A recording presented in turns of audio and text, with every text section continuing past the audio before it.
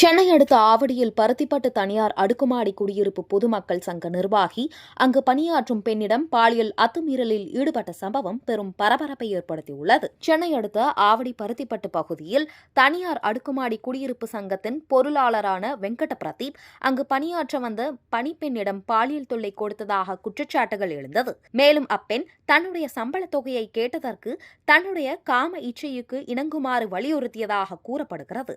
இதற்கு அப்பெண் மறுத்த நிலையில் அவரை ஆபாச வார்த்தைகளால் பேசியது சொல்லப்படுகிறது.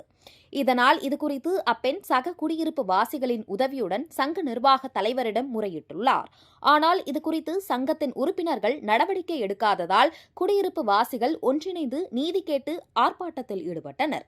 மேலும் சங்கத்தின் தலைவர் மனோஜ், செயலாளர் செல்வமுருகன், துணை பொருளாளர் வெங்கடேஷ் ஆகியோர் தொடர்ந்து 7 ஆண்டுகளாக தங்களுடைய பதவியை முறையற்ற முறையில் நடத்தியதாகவும் குடியிருப்பு வாசிகள் குற்றம் சாட்டினர். வீட்டு உரிமையாளர்கள் பிரச்சினை கொண்டு சென்றால் அவர்கள் மீதே போய் குற்றச்சாட்டுகள் காவல்துறையிடம் அளித்து அவர்களை அச்சுறுத்தியதாகவும் வேதனை தெரிவித்தனர். எனவே சம்பந்தப்பட்ட அனைவர் மீதும் காவல்துறையினர் உடனடி நடவடிக்கை எடுக்க வேண்டும் என முழக்கமிட்டு ஆர்ப்பாட்டத்தில் ஈடுபட்டனர்.